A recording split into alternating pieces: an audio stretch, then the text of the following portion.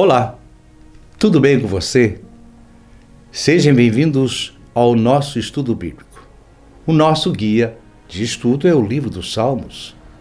E chegamos à última lição desse trimestre, que é a lição número 13. Esperar no Senhor. Eu sou Manuel Caetano e este é o nosso canal, @elmensageiro. Se você não é inscrito, se inscreva, compartilhe com seus familiares, seus amigos e não esqueça de deixar o seu like. Eu quero pedir a vocês para que a gente consiga chegar aos 1000 inscritos. É muito importante para o nosso canal, para que essa lição chegue a mais pessoas. Bem, antes de entrarmos na lição, eu quero fazer um aviso aqui. Eu tive que atrasar a lição desta semana, porque eu fiz 3 vídeos aqui para os aventureiros, desbravadores, com o Carlos, e foi muito trabalhoso, porque foi na igreja, só tinha um microfone, com 2 câmeras, uma no tripé e outra na minha mão, e depois ter que sincronizar, tirar o eco, foi complicadíssimo, e sincronizar as 2 câmeras. Isso deu muito trabalho. Mas esse vídeo, esses 3 vídeos, vão estar aqui no nosso canal para que você também possa assistir. Bem, antes de entrarmos na lição, como de costume, vamos fazer uma breve oração. Senhor eterno Deus que estás nos céus, santificado seja o vosso nome. Senhor, nós estamos estudando a lição da Escola Sabatina e esse é o último capítulo desta lição. E logo começaremos uma nova lição, que é o grande conflito. Ó Senhor, nos ajude a compreender a sua palavra, para que eu e todos que aqui estiverem assistindo possam compreender e guardar essas palavras no coração, porque elas serão úteis no amanhã, que logo o Senhor chegará. Eu te peço, em nome de Jesus Cristo. Amém. Bem, então vamos para a nossa lição do sábado. Espere no Senhor. Verso para memorizar. Espera no Senhor. Anima-te, e Ele fortalecerá o teu coração. Espera, pois no Senhor. Salmo 27, 14. Temos as leituras da semana que você deve ter estudado. São vários salmos. E esses salmos são pequenos, fáceis de estudar, que são muito significantes para o nosso estudo. Chegamos à última lição do livro dos Salmos deste trimestre. A jornada espiritual nos levou através da experiência de temor diante do majestoso Criador, Rei e Juiz. Consideramos as alegrias da libertação, do perdão e da salvação divinas. Aprendemos sobre momentos de entrega, do pesar, do clamor, arrependimento e o lamento. Temos a certeza das gloriosas promessas da presença eterna de Deus em nossas vidas. A adoração universal ao Senhor que durará para todo sempre. Entretanto, a jornada continua enquanto vivemos na esperança da vinda do Senhor, quando o nosso anseio por Deus será finalmente satisfeito. Se há uma frase final que podemos extrair dos Salmos, é esta: espere no Senhor. Esperar no Senhor é um ato cheio de confiança e fé que se revela na ação. Esperar no Senhor transforma nossas noites sombrias com expectativa da manhã gloriosa, Salmo 35 e Salmo 143, 8. Fortalece nosso coração com esperança renovada e paz. Motiva-nos a trabalhar mais, trazer os feixes da colheita abundante dos campos missionários do Senhor, no Salmo 126, 6 e Mateus 9, 36 e 38. Esperar no Senhor nunca nos envergonhará, seremos ricamente compensados, pois o Senhor é fiel em todas as suas promessas. Salmo 37, 7, 11 Salmo 71 e Salmo 119. Vamos então para a nossa lição de domingo, o chamado da espera. Leia os Salmos 27, 14, Salmo 37, 7, 9 e 34, Salmo 39, 7, Salmo 41, Salmos 96, Gálatas 5, 5 e Romanos 8, 18 e 25. O que esses textos rogam que o povo de Deus faça. Veja o que diz o Salmo 27, 14. Espera no Senhor, tem coragem e bom ânimo em teu coração. Sim, espera no Senhor. A espera pode ser um dos maiores estresses da vida. Não importa quem somos, se governantes, ricos, pobres, nem nação em que vivemos, estamos sempre precisando esperar pelas coisas. Filas de atendimento, resultados de exames, consultas médicas e muitas coisas. Geralmente, nós não gostamos de esperar. E então, o que dizer esperar por Deus? A ideia de esperar no Senhor aparece nos Salmos e em toda a Bíblia. Assim como esperamos a volta gloriosa de Cristo, precisamos ter perseverança para não cairmos no medo, na perda da fé e achar que Deus nos esqueceu, nos deixando entregues à própria sorte. Os fiéis de Deus esperam na certeza de que Ele é fiel, que devemos entregar as nossas preocupações, nosso vale de lágrimas. Temos a certeza de que essa confiança Ele vai resolver e nos dará o melhor, muito além do que esperamos. Veja o que diz o Salmo 37, 7, 9 e 34. Verso 7. Cala-te diante do Senhor e espera nele. Não te irrites por causa do que prospera em seu caminho pelo homem que faz maldades. Fique em silêncio. Se ficamos em silêncio, poderíamos ouvir na quietude a voz de Deus falando conosco para nos acalmar. Certamente, nenhum dos que esperam em ti será envergonhado, mas sim aqueles que atraiçoam sem causa, porque os malfeitores serão destruídos. Mas os que esperam no Senhor herdarão a terra. Este verso trata principalmente do destino dos ímpios, mas os justos herdarão a terra. Esta promessa reconfortante e preciosa pode ser ouvida ao longo de todo o Salmo, e em Isaías 57:13 e Mateus 5:5, no verso 34, espera no Senhor e guarda seu caminho, e Ele te exaltará para herdar a terra, e verás a destruição dos malvados. Você verá. Finalmente, a justiça será vindicada e os santos verão o triunfo da verdade. Isso não deve necessariamente ser entendido como uma expressão de vingança, mas sim como uma profecia do triunfo final da justiça e do amor de Deus. Podemos ver em Malaquias 4:3, que descreve a vitória final dos justos sobre os ímpios. Em Romanos, Paulo disse: Deus e toda a criação está esperando a renovação do mundo e o abençoado encontro de Deus e seu povo no fim dos tempos. E ele escreveu: a ardente expectativa da criação aguarda a revelação dos filhos de Deus, Romanos 8:19. Que promessa incrível! No entanto, enquanto esperamos a salvação final e o reencontro com Deus, assim como toda a criação, a um só tempo geme e suporta angústias até agora, Romanos 8:22.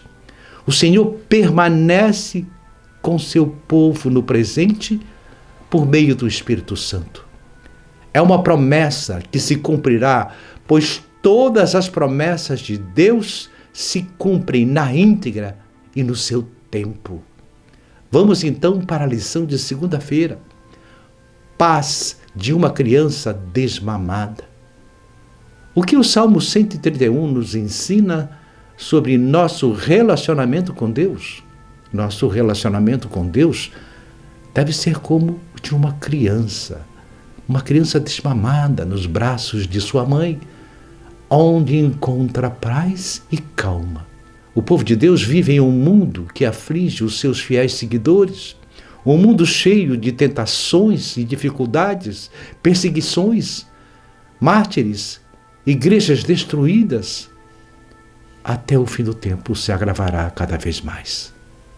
Para o salmista, a convicção renovada de que era o Filho de Deus e que sua vida dependia dele, de Deus, confortava o salmista e o levou a confessar que seu orgulho não tinha nenhum valor.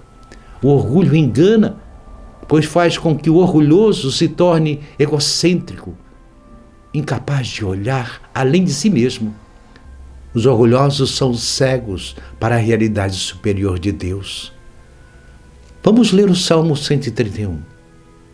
Fiz calar e sossegar a minha alma. No verso 1.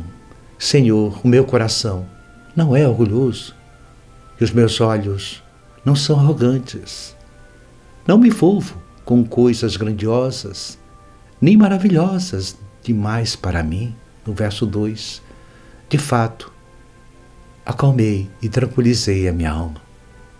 Sou como uma criança recém-amamentada por sua mãe. A minha alma é como essa criança. No verso 3. Põe a sua esperança no Senhor, ó Israel, desde agora e para sempre. O Salmo 131 é um cântico que expressa confiança infantil e humilde resignação. O salmista cultivou a autodisciplina a ponto de não mais lutar pela posição mais elevada, prepotente. Ele não se tornou vaidoso.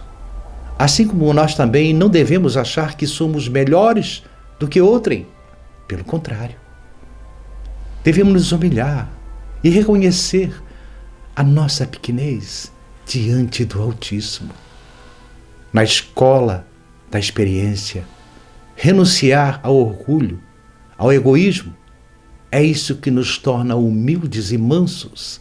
Grandes indivíduos, aos olhos de Deus, são profundamente humildes.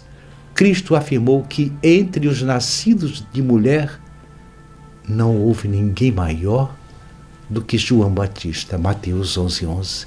No entanto, ele era um dos homens mais humildes. Somente quem é verdadeiramente humilde é verdadeiramente grande. Podemos ver em Jeremias 45:5 que diz: o que está mais próximo do trono é o escabelo da humildade. O salmista exibe uma atitude que Jesus elogiou, Mateus 18:1-4. O espírito humilde de uma criança, normalmente, se alguém proclama a própria humildade, perde-a no seu processo. Mas o salmista aqui o faz de maneira dócil e humilde na conversa que teve com Deus. O coração orgulhoso produz olhos que se erguem e a arrogância também vem do orgulho. O cristão que quer glorificar a Deus não busca a sua própria grandeza, mas a sua humildade. Ao desmamar, você pode sentir angústia, mas ele sente paz novamente quando descansa nos braços da mãe. Algo semelhante acontece com o novo crente em Cristo. Quando os primeiros êxtases de sua nova vida em Cristo passarem e você tiver que aprender a viver pela fé, poderá sentir dúvidas e angústias. Então você encontra a segurança em descansar em Deus e aceitar pela fé o que Deus diz sobre sua posição em Cristo. O salmista exorta o povo a esperar continuamente em Jeová. Deus resiste aos orgulhosos, mas dá de graça aos humildes. 1 Pedro 5,5. Este é o segredo para conhecer a Deus e ser instrumento da sua bênção para os outros. Vamos então para a lição de terça-feira, trazendo os seus feixes. Leia o Salmo 126. O que dá força e esperança aos fiéis? O que é dito nessa passagem, nesse contexto que podemos explicar a nossa vida? Recordar a libertação do passado e as obras maravilhosas que Deus realizou em favor do seu povo. Devemos ter paciência para ver os resultados do nosso trabalho. Os livramentos do passado são a fonte inesgotável da inspiração para os fiéis e fonte de esperança para o futuro. A libertação foi tão grande que poderia ser descrita como um sonho que se tornou realidade em Isaías 29, 7 e 8. Vamos ler o Salmo 126. Restaura, Senhor, a nossa sorte. Verso 1. Quando o Senhor trouxe os cativos de volta a Sião, foi como um sonho. Então a nossa boca encheu-se de riso e a nossa língua de canto, de alegria. Até nas outras nações se dizia: o Senhor fez coisas grandiosas por este povo. Sim, coisas grandiosas fez o Senhor por nós. Por isso estamos alegres. Senhor, restaura-nos. Assim como enche o leito dos ribeiros no deserto, aqueles que semeiam com lágrimas, com cantos de alegria vão colher. Aquele que sai chorando, enquanto lança a semente, voltará com os cantos de alegria, trazendo seus feixes. Muitos comentaristas pensam que o Salmo 126 celebra o retorno do cativeiro da Babilônia, Esdras 1.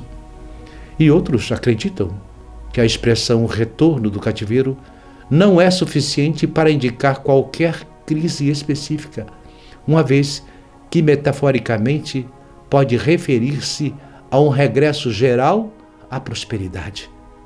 O argumento não é decisivo. Qualquer que tenha sido o cativeiro, a libertação foi um motivo de alegria exuberante. O lançamento foi tão bom que parecia inacreditável. Embora esta canção possa ser usada em muitas ocasiões, é provável que tenha surgido após o retorno do cativeiro da Babilônia, ou em 1516 a.C., quando o segundo templo foi concluído, ou na época de Esdras e Neemias. A cidade recorda os primeiros dias felizes do regresso. A alegria da restauração nos versos de 1 a 3. Os cânticos de ascensão gradual foram cantados quando os israelitas subiram a Jerusalém para adorar a Deus. Quando as pessoas se lembram e louvam a Deus pelas grandes coisas que Ele fez em suas vidas, isso sempre lhe dá alegria e aumenta a sua fé. O que Deus fez foi tão grande que parecia que estávamos sonhando. Foi o que disse o salmista. Riso e alegria. No verso 2, quando a obra de Deus é evidente, traz alegria ao povo de Deus e o espanto para os ímpios e os incrédulos. A lembrança das obras de Deus e o louvor em nossas vidas após uma tribulação nos traz novamente alegria, mais louvor e aumenta a nossa fé. O apelo pela continuação do trabalho nos versos 4 a 6. Após o reavivamento ou restauração, uma pessoa ou uma igreja pode cair novamente no erro ou estagnar. Mesmo após a grande obra de restauração, Israel permaneceu vassalo da Pérsia e sofreu a opressão dos seus vizinhos, bem como limitações de altos impostos dos persas. O povo clama por mais restauração. Usa uma figura simbólica do seu próprio contexto. Os riachos ficam muito secos na maior parte do tempo e na maior parte do ano. Mas quando chega a chuva, eles de repente se enchem de água. Eles oram para que Deus mude a situação tão rapidamente quanto aqueles riachos secos mudam quando chega uma tempestade. Deus pode mudar as nossas vidas, assim como a chuva rega a terra seca e faz brotar a relva. O que plantaram nos tempos da seca, agora brotam quando a chuva chega. O que foi semeado nos tempos difíceis, agora florescem. Essa renovação produzirá a boa semente que foi plantada em tempos de dificuldades. A aplicação desta figura, a semeadura, é o evangelho eterno, é legítima.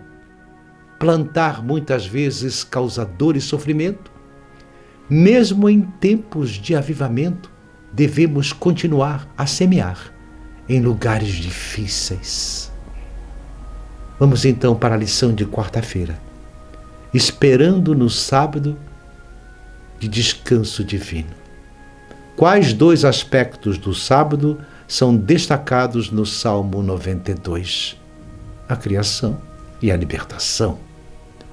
O louvor a Deus pelas obras de suas mãos no Salmo 92, 4, 5, e a descrição dos justos semelhantes ao Éden no Salmo 92, 12, 14, apontam para a criação, o primeiro aspecto que o povo pode desfrutar do descanso sabático, porque Deus é o Altíssimo, Salmo 92, 1.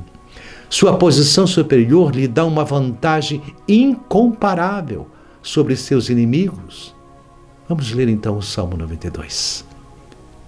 Como é bom render graças ao Senhor e cantar louvores ao teu nome, ó Altíssimo.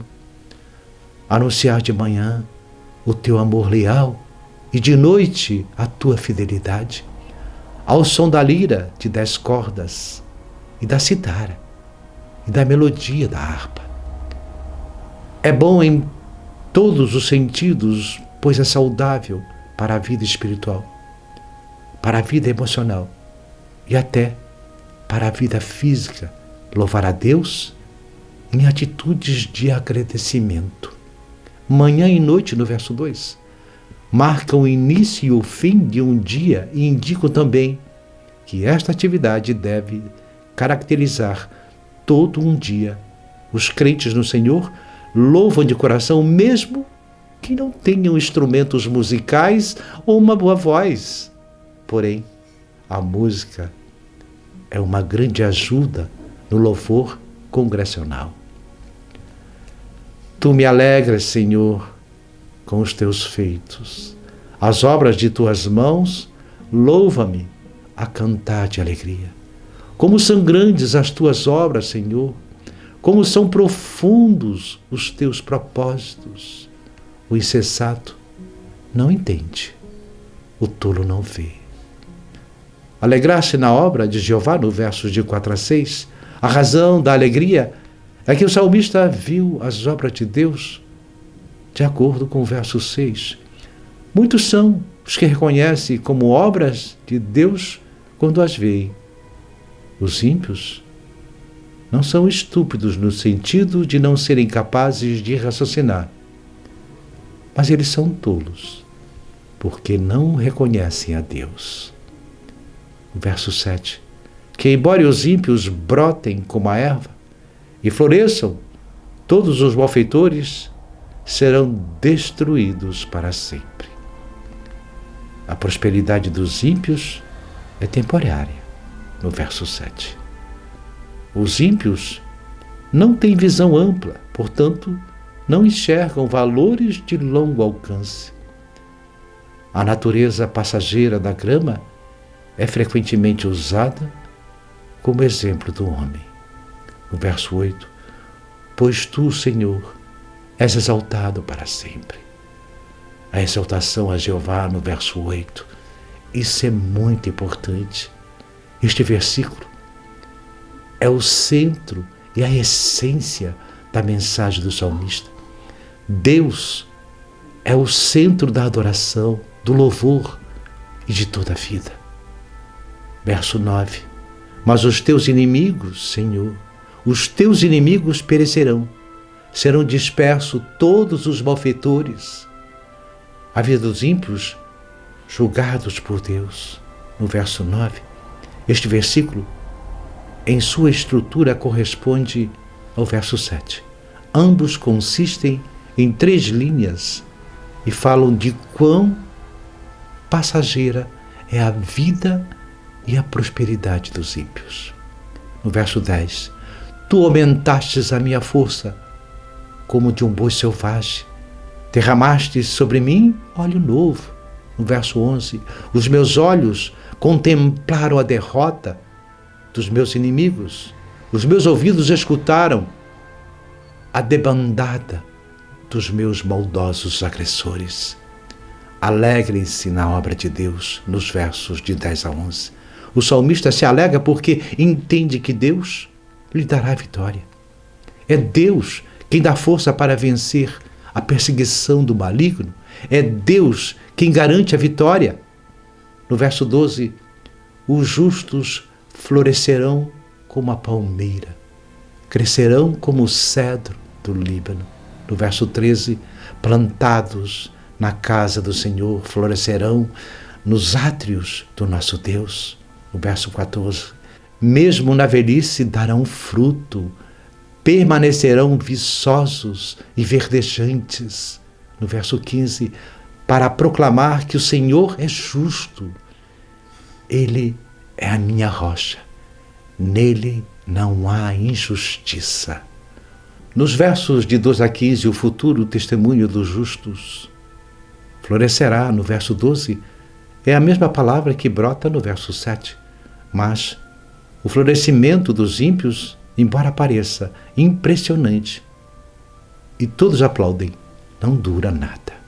Por outro lado, em vez de serem como a erva, os justos são como a palmeira e o cedro, árvores majestosas e fortes, com raízes profundas e que não expiram logo. De acordo com o verso 13, florescem e perduram no local onde estão plantados, em comunhão com Deus. Devemos estar sempre em comunhão com Deus, desde criança até a nossa velhice, e assim dão frutos mesmo na velhice. Aqueles que trabalham em lares de idosos muitas vezes comprovam da diferença de atitude daqueles que vivem para a glória de Deus. Tudo isso é glorioso, tudo isso glorifica a Deus, porque torna evidente que Ele é justo e justo. Então o Salmo 92 é um hino litúrgico que celebra a destruição do mal e o triunfo e a felicidade dos filhos fiéis de Deus. Inspira-se na comunhão que o poeta tem a certeza com o Criador no sábado.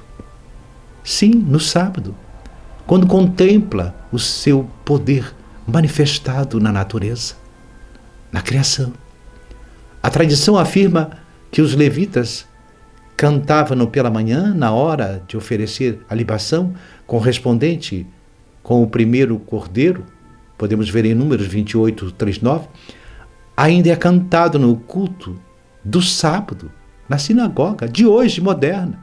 No sábado, devemos deixar de lado os assuntos perturbadores desta terra para contemplar o mundo eterno, onde estaremos acima de todas as dúvidas e perplexidades. Sábado é o dia especialmente adequado para o louvor e adoração ao Altíssimo Senhor.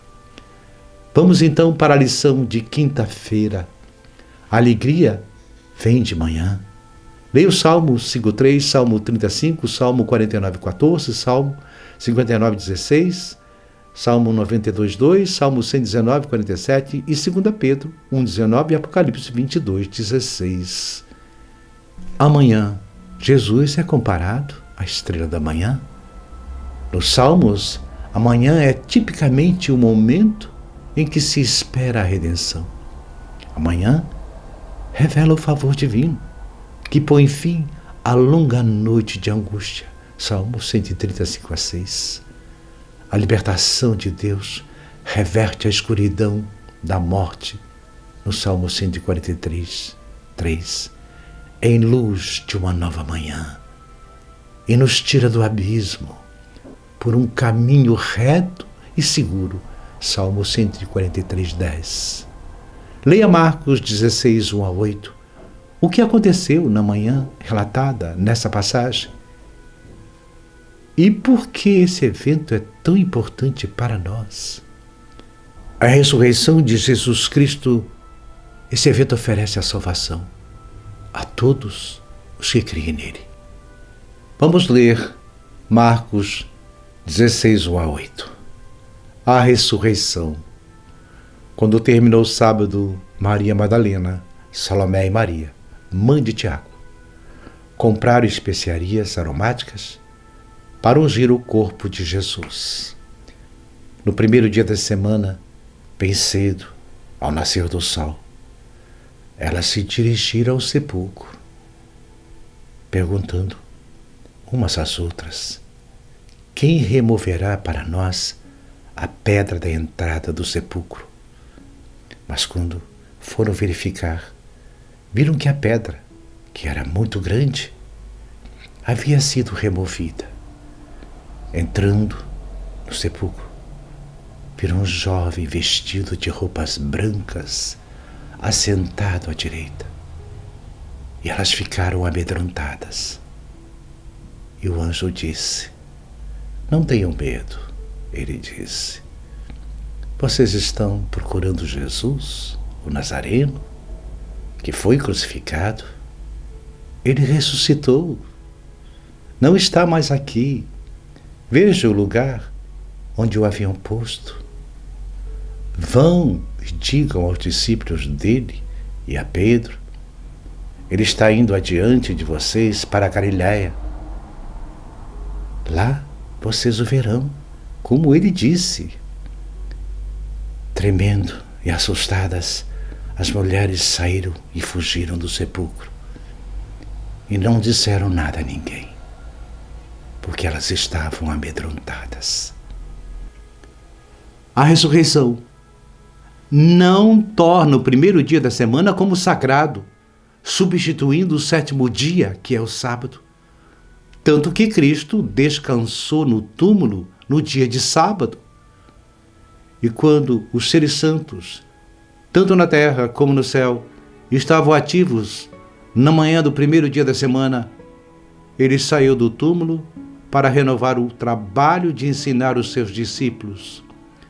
Mas este fato não torna o primeiro dia da semana sagrado, nem o torna um dia de descanso. Antes de sua morte, Jesus estabeleceu uma lembrança da quebra de seu corpo e do derramamento de seu sangue pelos pecados do mundo, no rito da ceia do Senhor. Quando disse: portanto, quantas vezes você comer este pão e bebendo este cálice, você anuncia a morte do Senhor até que ele venha. E o crente arrependido, que segue os passos necessários para a conversão, comemora o seu batismo, a morte, sepultamento e ressurreição de Cristo. Ele desce sob as águas, na semelhança da morte e sepultamento de Cristo, e sai das águas na semelhança de sua ressurreição, não para viver novamente a velha vida de pecado, mas para viver uma vida nova em Jesus Cristo. É um comentário de Ellen G. White.